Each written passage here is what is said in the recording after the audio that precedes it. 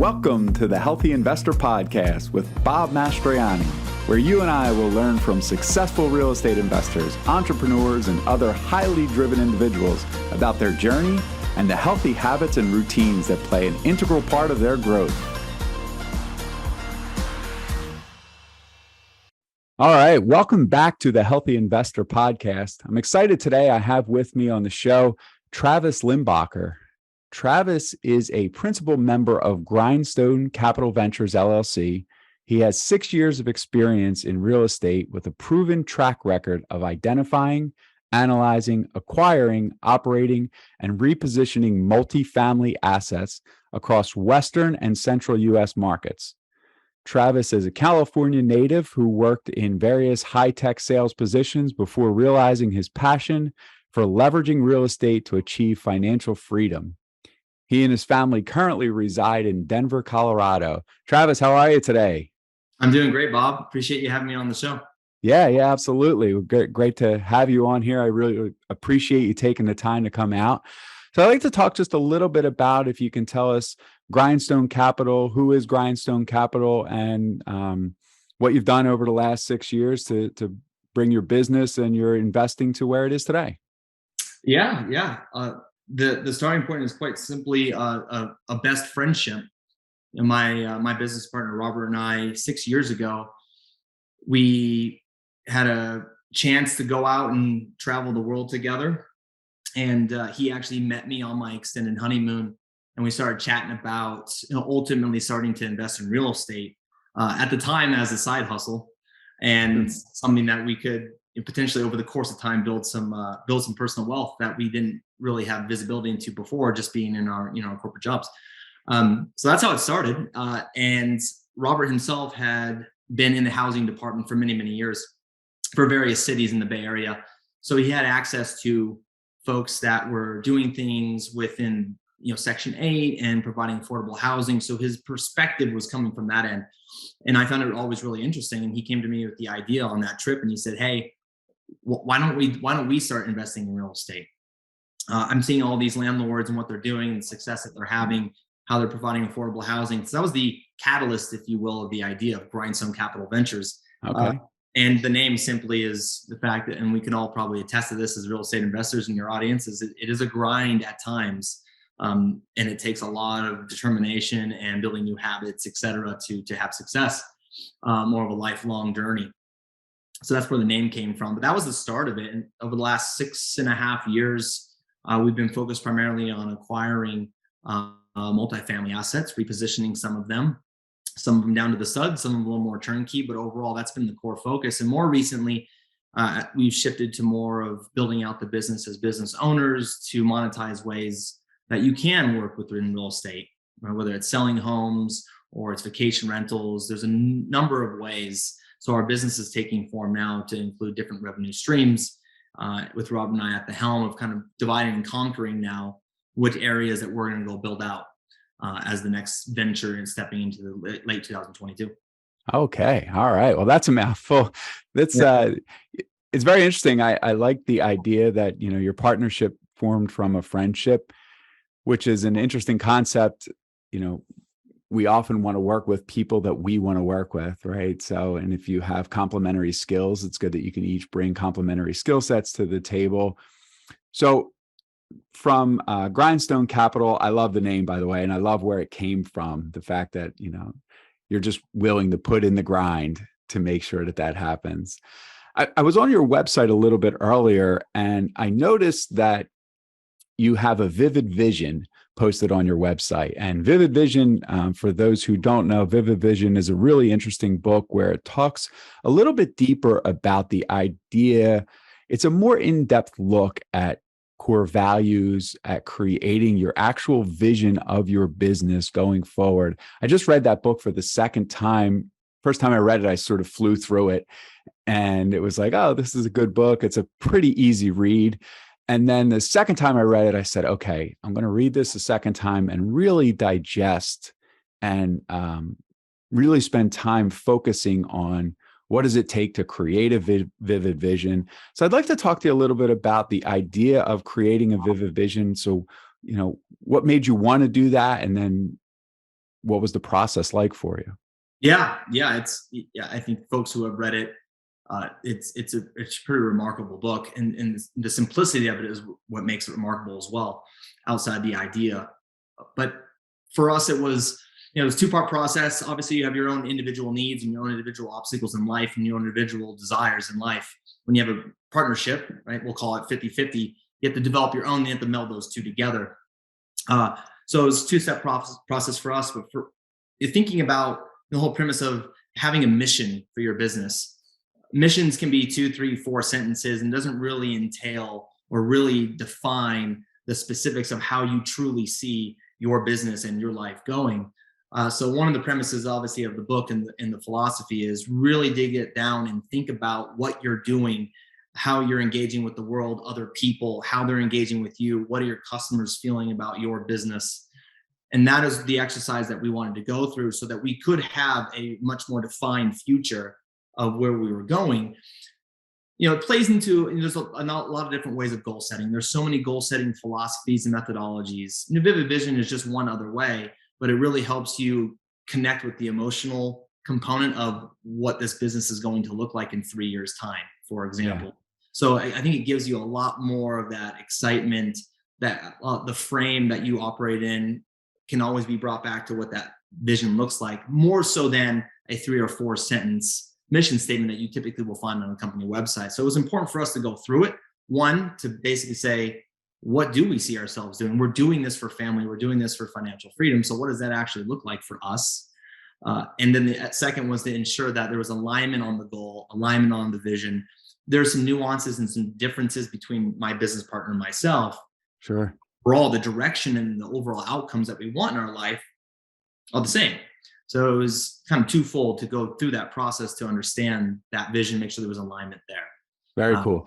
So you mentioned mission statements, and I think, anyone who's had a corporate job, be it a good one or a bad one, or one that they love or one that they don't necessarily love, oftentimes in corporate America, we hear this is the mission statement. This is the mission statement. And in the book, they refer to a mission statement as often a disjointed group of words that 7 or 8 people sit around a room and say, well, it has to include this word and it has to include this word. And oftentimes what happens with a mission statement is that the bigger the organization is, the further down the funnel that mission statement has to go for everyone to be on board. It really becomes watered down, and that message doesn't necessarily resonate. And that's really the concept of the mission statement. So it was just very interesting to me when preparing for our conversation today.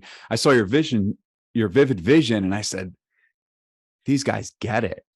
I just read this book and this is exactly what it's about. When they, in the book, they talk about your vivid vision being exactly what you picture your company to look like in 3 years, how you anticipate that others will speak about your business in 3 years, right? If they're writing press clippings about your business, what does that look like? And that exercise had to really be a great opportunity for you to make sure that everyone's on the same page, and then the opportunity to get back together and say, okay, this is what we want to do. This is what we plan to look like in the future.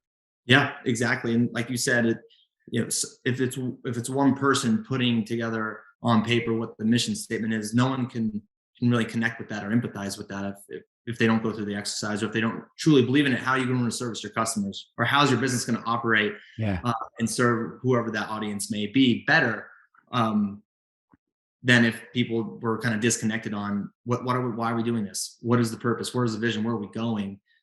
This exercise was important when we were a 2-person shop with the ambition to grow a team, so that we can get in the condition of exercising that on a yearly basis. And it changes, right? Like I read it again over and over, and there's things I would throw in there now. I feel like you kind of need to revamp it every year or adjust to it because things change in a year from the experience that you get and some of the things that you tackle in terms of new challenges. Yeah. But and the other part of it that is very interesting from the book, and this is what you're doing, right? They say, put it out there, create your vivid vision, and not only create it and collaborate on it, but really put it out there, right? So when you have it on your website, which I think is awesome. I give you a lot of credit for really, making sure that that's out there. But then as you continue to grow, if you're deciding to hire, if you're deciding to bring on, contractors, if you're deciding to bring on investors, right? I'm sure your plan and your goal is to say, here's our vivid vision. Here's what we anticipate the company is going to look like, and what we're going to do to make it look like this, right? Yeah. It comes down to, and this is something we can talk about in terms of like your self limits, or the limits that you see in yourself, maybe the fear of being able to tell everybody what you're doing. Whereas the primary takeaway from the vivid vision philosophy is go out and tell everybody what you're doing. And this is it. This is the blueprint. Yeah. And it can be scary to do, right? But when you put things out there, in a lot of ways, you are now accountable to whoever you're putting it out there to. So it also is a motivating factor, in addition to helping you get through some of the maybe the limiting beliefs that you have about yourself and what you can achieve. Do people think I can achieve this? So it's a great tool for getting out there and telling everybody, like you said, contractors, investors, your own family members, what you're doing, so they get a much better feel. Because ultimately, people love to see, passion and excitement about something. Sure. That people can connect with that, because in every facet of life, people are connected to something. They have passion about something, and being able to see what people are thinking in terms of their trajectory, I think it tends to bring more people in to your cause, and also people that will attach themselves to the values or the outcomes you're trying to achieve for customers, yourself, your family, etc. Sure. And I would anticipate that you probably know the people and the opportunities that aren't a good fit also, right? So you know what a good fit looks like, which also means that you know what something that's not a good fit looks like. Yeah. Yeah. And I think as you get more, as you build your business, you get more disciplined, and you find out where your core competencies are, you can distinguish those a little bit easier. Yeah. Okay. So we started to head down this road, and I think it's really a great transition. I mean, so your business at this point, you have a little bit over $15 million under asset management, over 180 units. You've built that business over the course of about 6 years, which is really a great accomplishment. I'd like to get right into, this is the Healthy Investor Podcast. I like to talk about what habits and routines really helped you to do that, because I know that for you, just from our previous conversation, that this is important to you. And so I'd like to kind of jump right into it right away. Yeah. Yeah. Look, I think like everybody that is going through this, you're constantly trying to improve yourself as you see success in a specific area. I don't think my story is any different outside of starting as a doer. And you can always go out and submit as many offers as you want, for example. But as we've grown, you realize, let's say I acquired another property. Do I have the systems and the people and the professionalism in place to add that to the portfolio and manage it just as well as I've done in the past? And for me, the habit has become, how do I move myself from the doer of everything to now how do I think of it in terms of almost in a way, mini CEO of the business? Okay. So that reprogramming of the brain for me, has been just as challenging as the last 6 years of growing the business to where it's at today. So that's really where I'm focused today in terms of habits. To get specific, if you think about, sorry, go ahead. That's what I was going to say. So when you say reprogramming the brain, let's dive a little bit deeper into that, of maybe how the brain for you was programmed previously, and what sort of mind shift has happened, and what sort of reprogramming or change of mindset has happened for you. Yeah. And then the steps, I guess, right?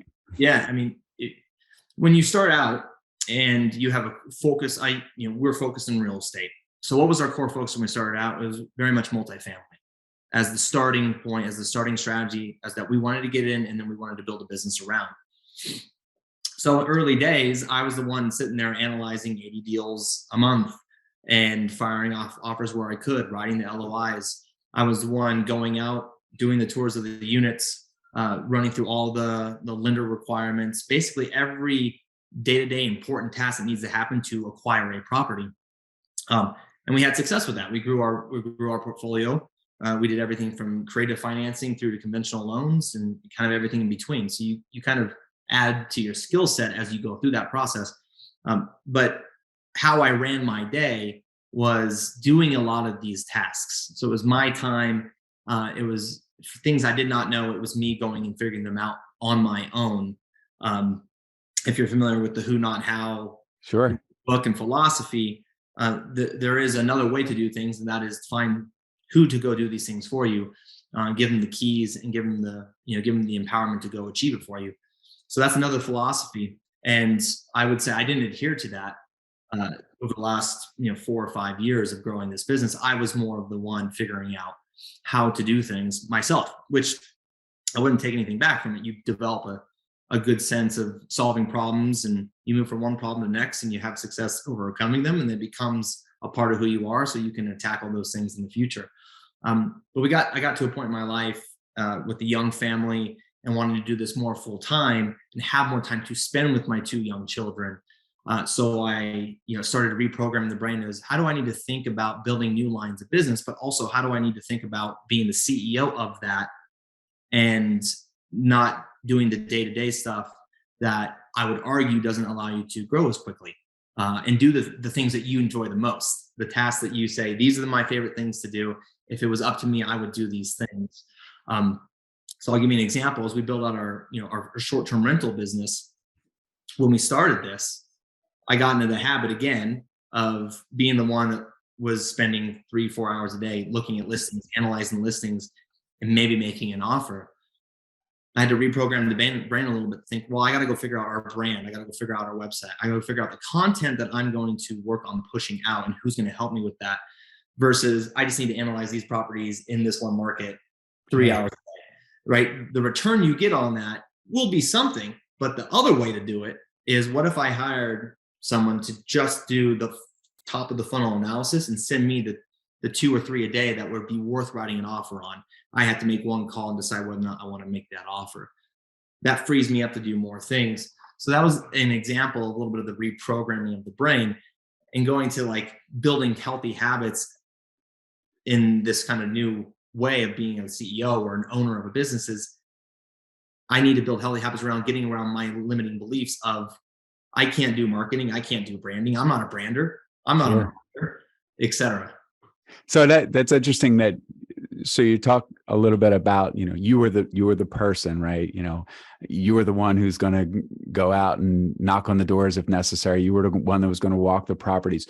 Do you think that mindset came from, you call your business Grindstone Capital, right? So you've committed to the grind. Do you think that mindset originally came from the idea that you just know you're going to get it done, so you have faith and trust in yourself that you're going to get it done versus someone else? Or do you think there was some sort of maybe financial tie to it? Because I know as I continue to grow my business, right, and for me, real estate investing has started as a smaller thing, I should say, and then it's grown over the years, and now I'm moving into larger multifamily, and it's a different step.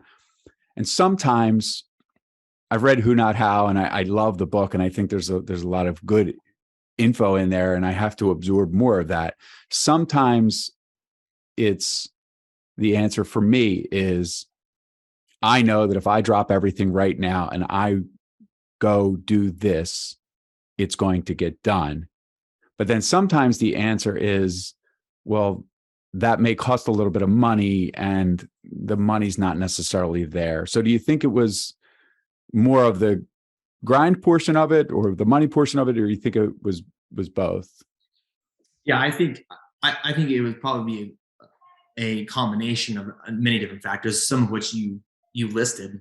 I mean, for me, the first thought is, I want to be able to go do this myself, so that in the future there's a level of credibility there. I don't run into the imposter syndrome of not having done that one particular thing before, but maybe my business is doing it. So how can I be the one with the business that does this thing, i.e. multifamily investing at the time, but I myself had never toured units.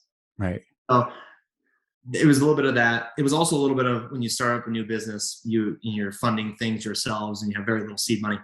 it's also a question of cost and Yeah. expense. And then it's also, in this industry, we read a lot of books, do a lot of podcasts, right? And it's absorbing information around philosophies like who, not how, but the reality of looking at how a business is built. And it's usually other people's time that is leveraged to go scale and create value for a customer base, even your internal employees and shareholders. So it's the realization of that is a common theme of very successful businesses. Now, it doesn't need to be a multi-billion-dollar corporation. Sure. But even small businesses that do that, I think have a lot more success. So starting off, yes, Grindstone came purely from we're grinding every day. But there's a school of thought out there that says you don't actually have to grind this hard every day. And I'm a bigger believer in that now, is you don't need to necessarily grind every day. You don't need to feel completely out of control and just burnt out. There is different ways to approach achieving success in your business and growing your business. And I just naturally am like, wait, if I'm going to spend my time 3 hours a day analyzing these properties in this one market, or I'm going to spend 1 hour developing, a video on how to assess properties in this market, and then spend another 30 minutes or an hour training a VA, for example, to go do that and send it to me. That's just one tiny and simple example of, I'd rather do it that way, because I think the results will be 10x with the same amount of my time, whether it's 3 hours or 4 hours for that particular activity. So now the reprogramming, back to the point, for me is, if I'm going to spend 40 hours a week working on my real estate business, I'd rather hit $5 million than 500,000 in the next 12 months. Sure. Wow. You have to get comfortable with those activities, because those are new habits and they do not exist in you today. So how do I identify those first? And then how do I actually go get comfortable in those new habits? Wow. So that's very interesting point. And so let's talk a little bit about what some of those things are. So you'd mentioned actually analyzing deals. So you've been able to have a mind shift over, because again, this is a little bit of something that I'm going through right now, right? I analyze my deals. Now, I've had some people bring me opportunities, and then, they've analyzed them, and we look at it that way. But right now, I'm analyzing my deals. So I take my time and I sit and analyze my deals. And I know for me personally, it's going to take a shift in a lot of different things. My mindset, my hold on what the business looks like, to say, okay, now someone else, I want you to analyze the deal, and I want you to analyze X amount of deals, and then give me this percentage of them that we think are ready for. So what are the things that you've been successful with, lack of a better term, turning over to someone else? And then what difference has that made for you? Yeah. I'll preface this with, I'm still very early on in letting go of that control. Okay. So this will be a fresh perspective. I think for me, it's shifting to setting very clear vision for whoever is working for you, whether it's 20 VAs, one full-time person, or a combo. Your job now, as someone that wants to be a business owner, has to think about, what is the vision, set that expectation very clear. Vivid vision is a tool to help with that, for example. And then really provide a level of, like, this is the expectation, and you've got to let the trust has to be developed a little bit more, so that you can let them go and do things, but then come in and help where you see the process or the standard may not be there. So far, how it's going is liberating. And I'm doing it on a small scale right now. The ambition is to do it on a much larger scale. Another thing that I've done is, I think about, like, oh, okay, what are all the things I need to do this week, right? If you write all that down, let's say there's 20 items on that list. When you look at that list, your brain will automatically go, there's no way I can do this. And then you'll probably pick 15 of them and do them to, 15% of what it actually requires to complete that task. So I've been getting in the habit now of writing this, say it's 20 things down that I need to do this week or this quarter or this year to go achieve, 10x, 100x of what my projections are. And it's really looking at what is the language I have in there, right? So the language could be, it's create or develop or build. But then you start looking at it, and I'm looking at mine for this week, and it's hire, build team, form team. And you're starting to see this terminology that is actually more specific to how you could scale your operations better. And I've been really pruning down and focusing on one or two of those things that I need to get really good at or spend the most of my time doing, because I know the return will be there. That's very interesting. Very interesting. What is the force multiplier items on my list this week? If it's hire a content marketer, or as like number 2 on the list, and number 1 on the list is analyze 25 properties, 25 vacation rentals, the return is going to be with the content marketers. Ultimately, that are going to help me with lead magnets and things that help get out to my audience what we're doing at the business. Not me analyzing 15 deals and maybe making an offer on one, right? So it's the hiring, the terminology even is an interesting thing. As you go through this exercise, you're like, wow, I'm saying hire, I'm saying form teams.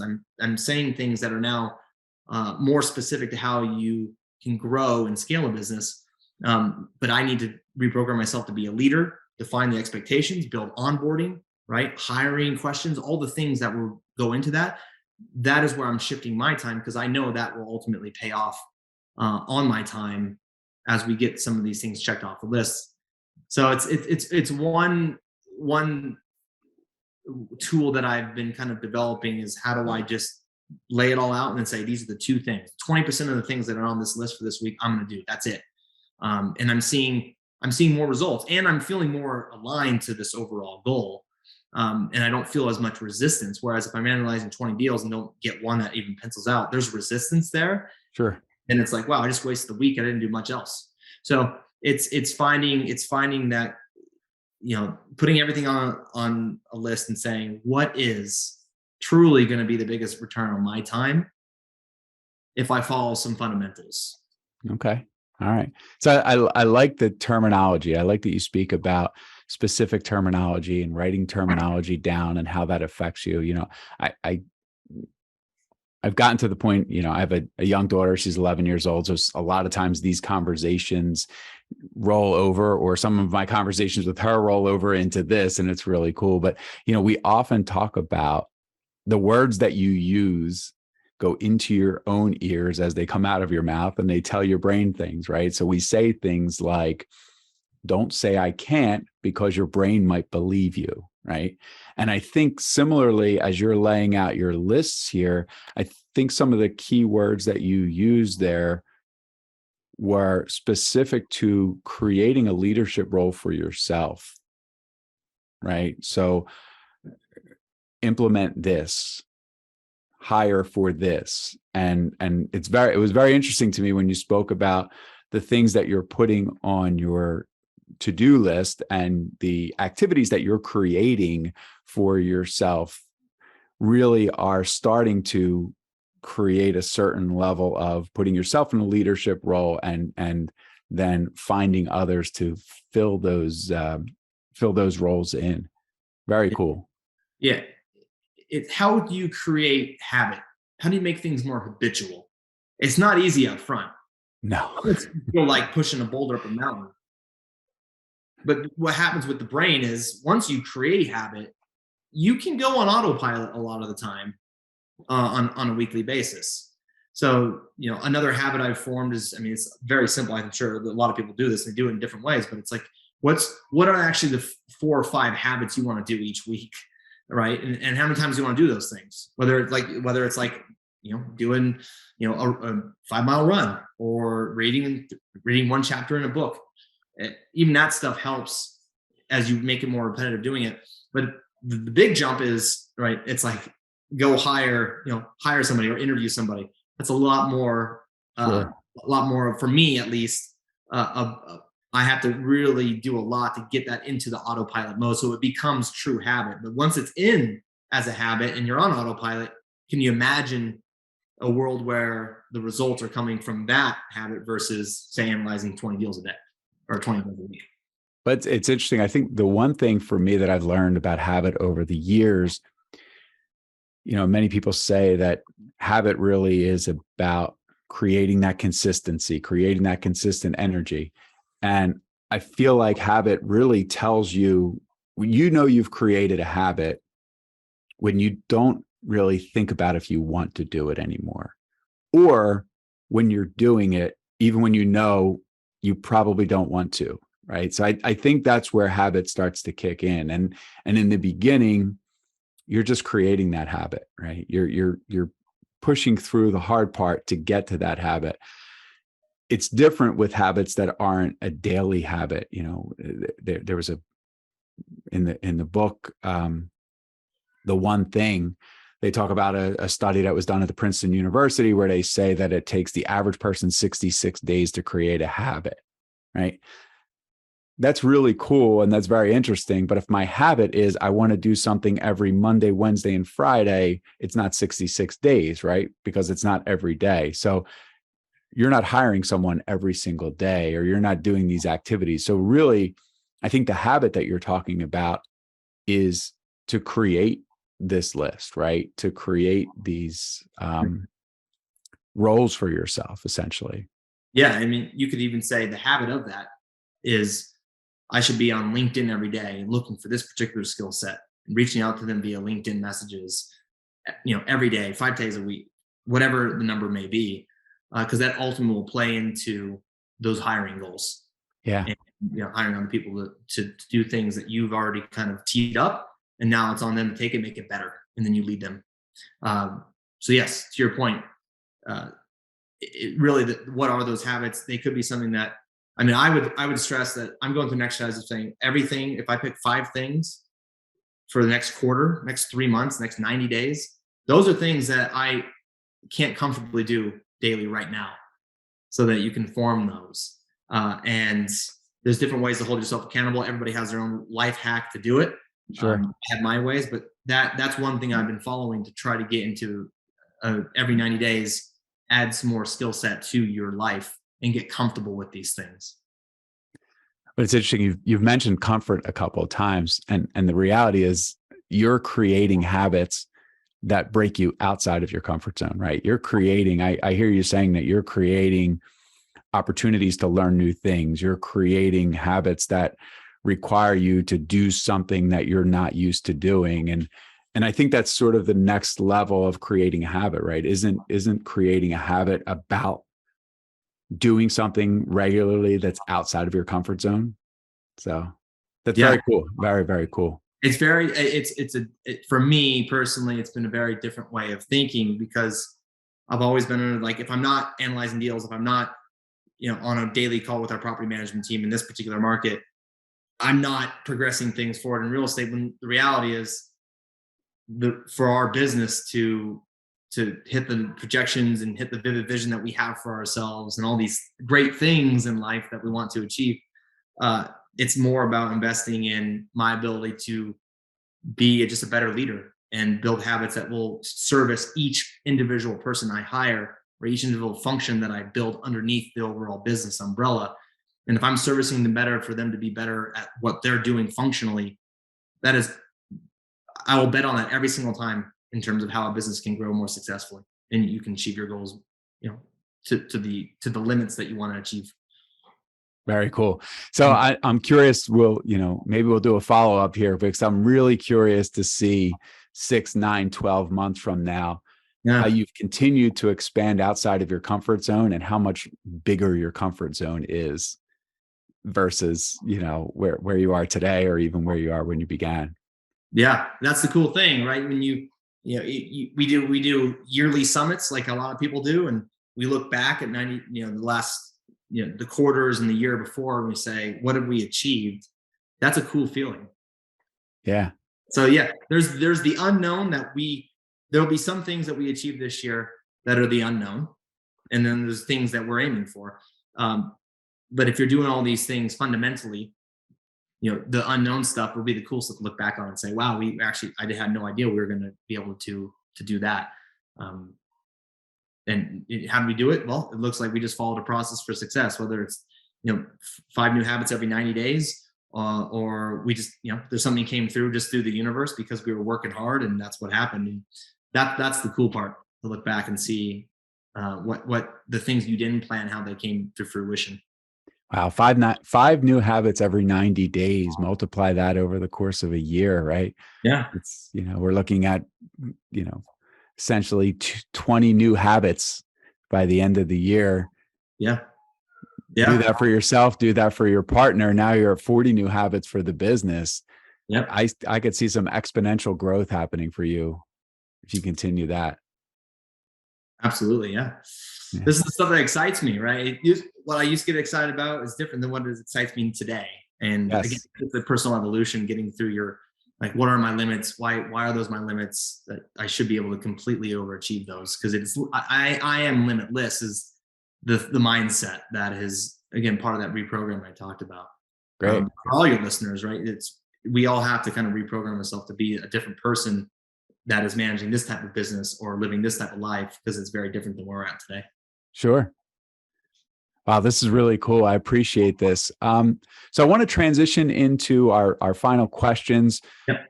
So I want to be conscious of your time and respectful of your time too. I appreciate you coming on here. I have 3 questions that I ask to every guest at the end of the episode. So for you, at this point in your career or at this point in your journey, what is your definition of success?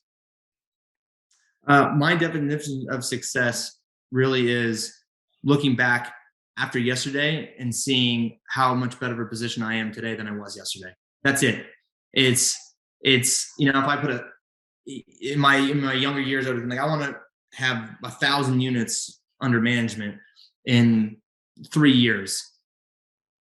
I don't necessarily see that as success anymore, because if you're doing the daily things, which can be boring at times or mundane or trivial, then tomorrow I'm going to be in a better situation than I was yesterday. And if I can feel that way every day, that's successful to me. And I know the other stuff will come. Great.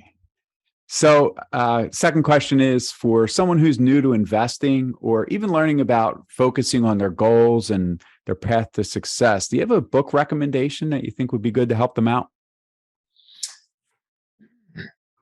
So many books, and there's so many that people probably are redundant with because they're all so great.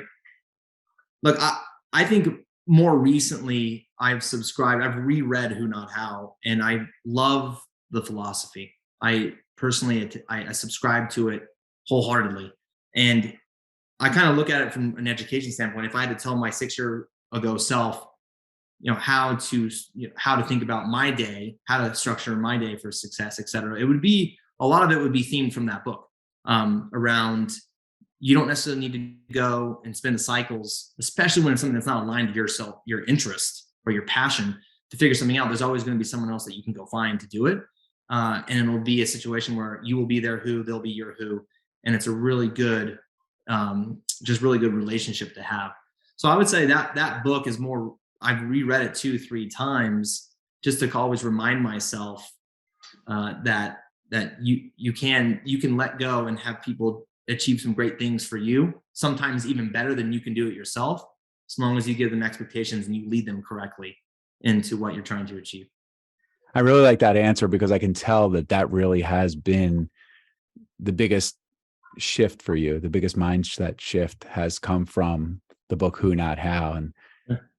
And it's a book that I read also, and I've spoken about it before, but it really is one that I think for many of us, we start out in a business, especially if you start out in a business with a small number of people, yourself and a partner, even yourself and 2 partners.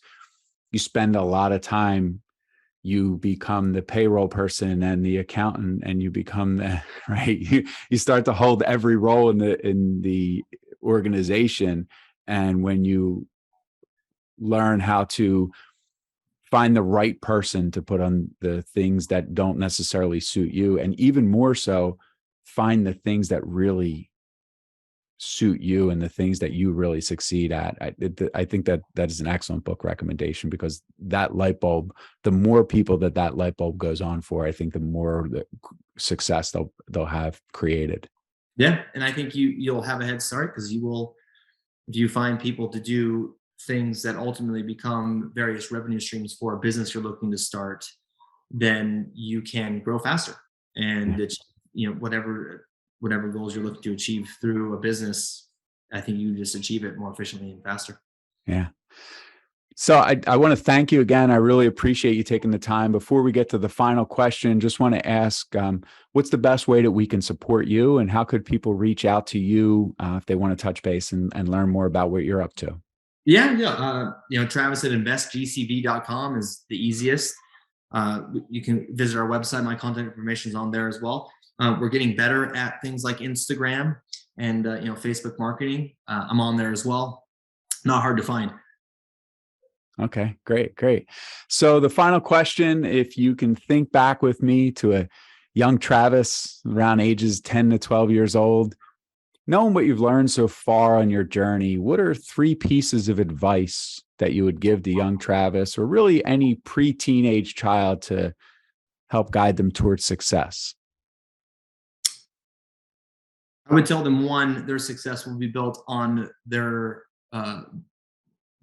own work ethic, creativity.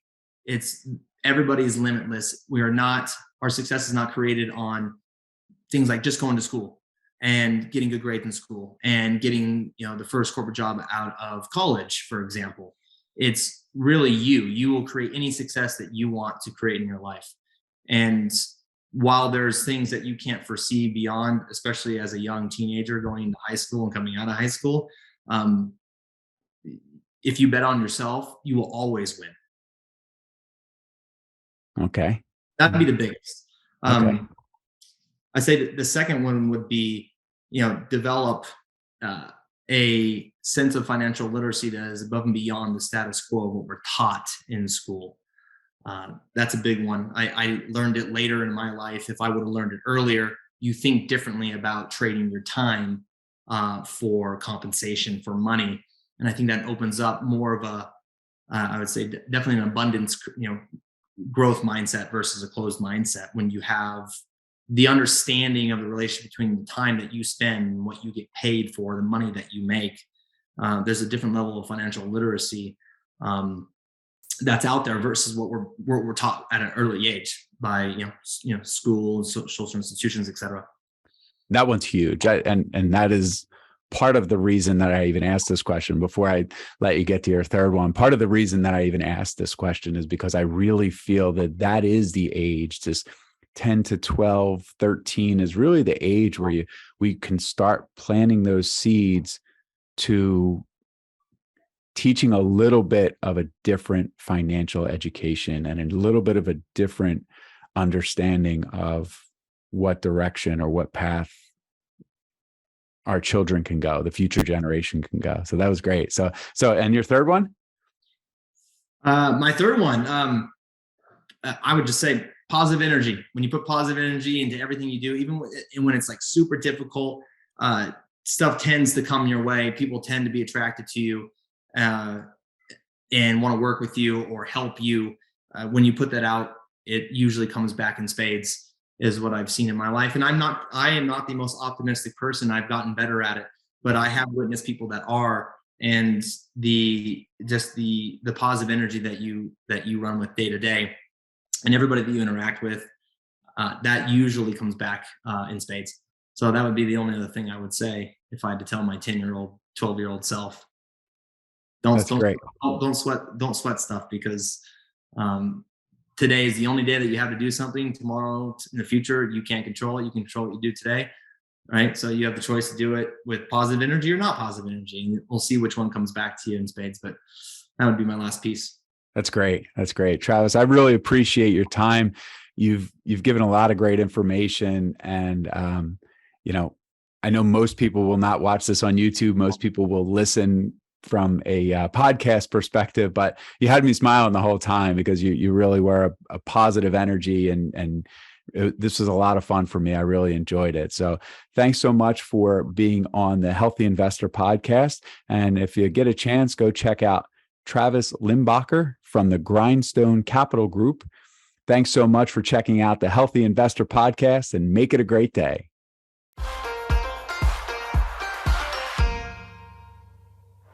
Thanks so much for joining me on the Healthy Investor Podcast. Check out the show notes for more information about connecting with our guest. If you enjoyed what you heard today, please head on over to iTunes and leave a positive rating and review. It would mean the world to me. I'm grateful for your support, and I wish you an abundance of success on your journey to healthy investments and a healthy life.